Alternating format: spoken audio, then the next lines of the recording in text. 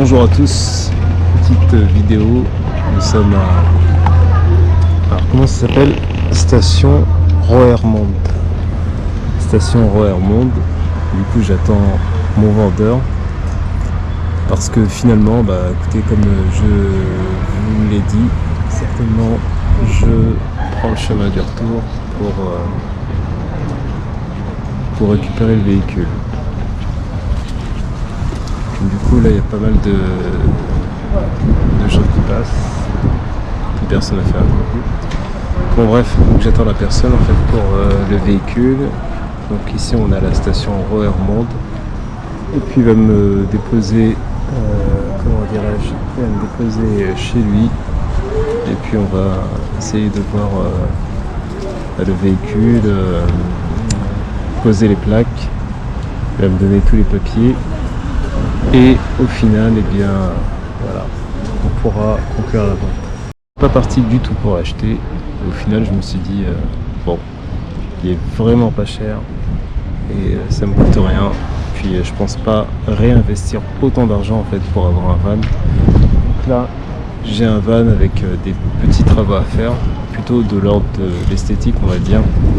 Bon, il y a aussi pas de radio, mais voilà. On va dire que ça va, il y a pire. Et du coup en fait on peut partir en voyage et tout, à moindre coût.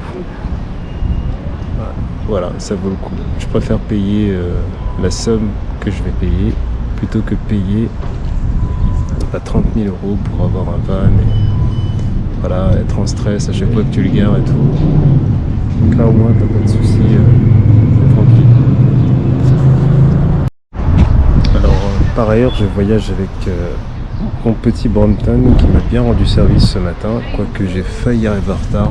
Et je suis arrivé en retard, j'ai raté mon train et du coup j'ai raté mon bus. Mais bon, du coup j'ai pris le train suivant pour aller à Paris. Et ensuite, eh bien, voilà, j'ai dû faire des modifications par rapport au bus que j'allais prendre.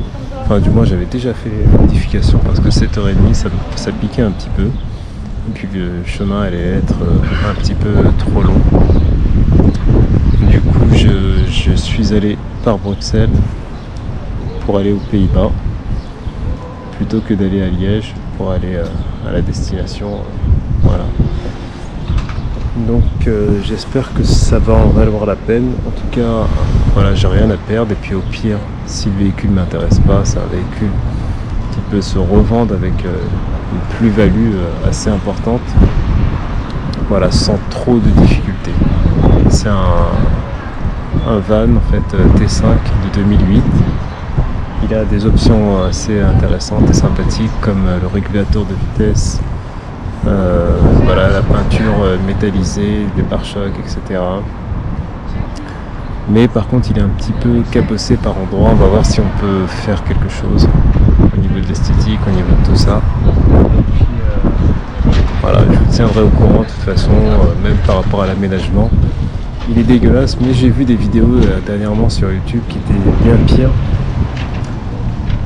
Et du coup, voilà, quand on compare ce véhicule avec d'autres véhicules que j'ai pu voir, il y avait une vidéo anglaise intitulée le véhicule le plus crade de tous les véhicules. Effectivement, il y avait carrément des poubelles en fait dans son van et il a dû tout virer en fait, tout mettre au propre, le réaménager, puis à la fin, voilà, comme vous vous en doutez, c'est un truc hyper clean.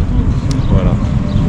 Donc quand on voit ça, on se dit c'est pas si mal en fait ce qu'on a. C'est pas si mal. Les amis, nous voici à bord du véhicule.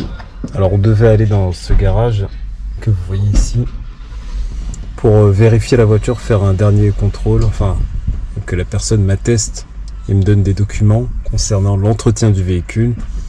Et malheureusement en fait il est fermé puis le temps d'arrivée du boulot et tout. Ah voilà. Sinon voici l'état du véhicule. Franchement pour le prix que je l'ai acheté, on va pas se plaindre. Il y a des petits défauts. Là par exemple je vais devoir refaire le pare-brise. Un autoradio, la clim fonctionne bien. Il y a pas mal de petites choses sympathiques. Là je vois un voyant, si j'ai bien compris, c'est le service entretien qui est à faire. Par contre elle manque de liquide de refroidissement, faudra voir d'où ça vient, puis je vais en mettre un petit peu quand j'aurai un moment. Voilà, sinon tout fonctionne bien hein, apparemment. Et écoutez, il n'y a plus qu'à, hein. Il n'y a plus qu'à. Les banquettes, c'est pas ouf. C'est pas ouf. Mais on va pas se plaindre, on va essayer de voir si on peut pas les capitonner, mais vous voyez, mettre un petit truc pour cacher. Donc là il y a un peu de saleté, pouvoir essayer de l'essuyer, de la nettoyer. Voilà, écoutez, quand tout ça est fait, déjà vous avez un endroit où être posé. Et puis voilà, il n'y a plus qu'à rouler maintenant.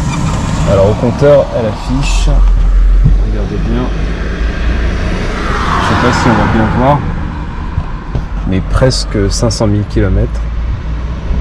Voilà, 500 000 km à peu près. Donc on va rouler un petit peu, je vais me poser quelque part. Et puis on va voir comment le véhicule réagit, mais a priori tout semble correct. Allez, c'est parti. Voilà, on va faire un petit tour du véhicule. Plaque d'immatriculation. Donc c'est un petit peu écaillé au niveau des peintures. Voilà. Donc là aussi il y a des petites marques, malheureusement. Là aussi c'est un peu tapé, mais bon, ça se récupère je pense. L'aile qui est correcte. Bon, on voit que des enfants se sont amusés. Les traces de ballon, des petites traces un petit peu partout. Par contre les pneus, il va falloir que je les gonfle. Ils paraissent dégonflés. Là aussi c'est malheureux, il y a des petits coups. Là il y a un petit peu de rouille superficielle, j'ai envie de dire. Enfin, je ne me connais pas trop, mais ça n'a pas l'air très méchant. L'intérieur, bon, c'est un peu crade, mais voilà. C'est comme ça. Hein. On va essayer de voir ce qu'on peut faire pour le retaper.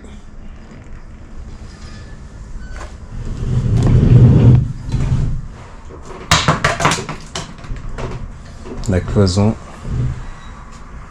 ça on va essayer de la déposer. Ce sera un des premiers trucs que je vais faire. Il y a encore les panneaux. Il y en a un là aussi. Hop. Et des vitres arrière. Donc ça peut être intéressant. Faire entrer la lumière. La porte se ferme plutôt bien. Donc là sinon c'est nickel hein, cette partie là. À part ce petit truc là, franchement on est pas mal. On est pas mal. Donc moi je pense qu'il y a des choses plutôt récupérables. Là un petit coup.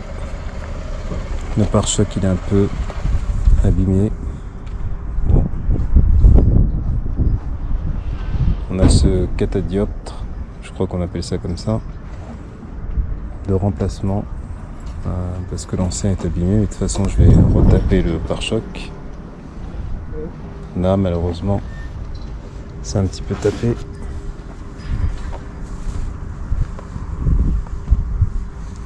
Voilà, c'est un petit peu cabossé ici. Là aussi. Voilà, là aussi cabossé.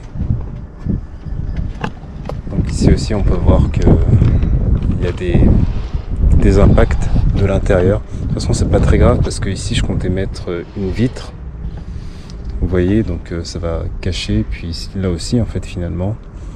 Puis il y aura juste des dernières traces là, qui restent. Au niveau de la rouille, hein, je suis surpris parce que il n'y a pas tant de rouille que ça au final. Regardez le pneu avant comment il est dégonflé, méchant. Il va falloir que je trouve une station-service ou gonflé. Quoi qu'on est dans une station-service là, et puis je sais pas si c'est gratuit ou payant. Peut-être aller voir tout à l'heure. Ça c'est malheureux aussi. Du coup rouille, hein. Des petits impacts. Bon, on va voir ce qu'on peut faire en tout cas avec ce véhicule. Et puis ce sera pas une remise à neuf, mais parce que ça coûterait trop cher, hein, bien sûr. Et on va essayer de l'entretenir, et puis ça fait une bonne base pour un aménagement. La couleur est exactement comme mon ancien véhicule. Et voilà. En plus, j'ai les pare-chocs qui sont peints. Enfin, pare-chocs, si on peut appeler ça comme ça, hein, bien sûr, parce que il est quand même pas mal abîmé. Bon, allez, on va voir pour gonfler les pneus.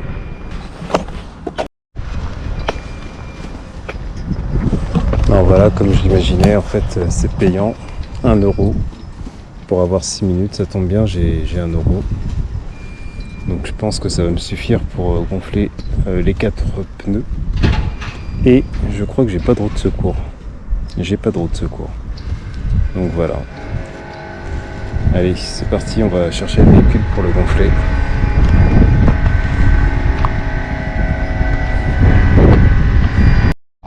Bon, alors la pression des pneus, ça se lit plutôt comme ça. Moi je vais partir sur les grandes valeurs quand on est chargé, si j'ai bien compris. Quoique là c'est 3,9, 3,5. Bon allez, on va faire 3,9, 3,5. Ou attendez. 4,4, 4,5. Allez, 4,4, 4,5.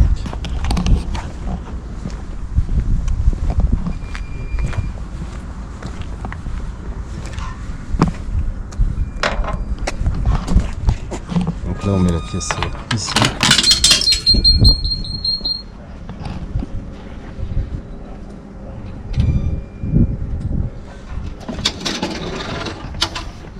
On tire ça.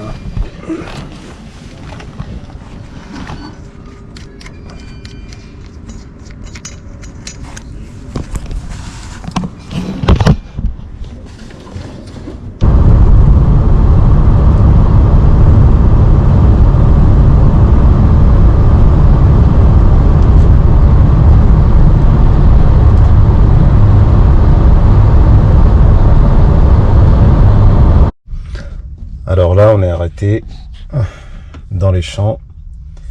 J'ai eu un message, voilà, c'était en allemand, qui me disait il faut s'arrêter absolument tout de suite. Comme quoi il y avait un problème avec l'huile. Du coup, j'ai eu un voyant qui s'est affiché juste là. Il y en avait deux, un qui est orange, qui est resté permanent, et un autre rouge, qui disait... en gros, si j'ai bien compris, arrêtez-vous tout de suite, il y a un problème avec peut-être la pression d'huile, ou je sais pas, un truc qui a un rapport avec l'huile. Donc là je suis arrêté. Je vais pas appeler l'assurance, l'assistance, parce que voilà quoi.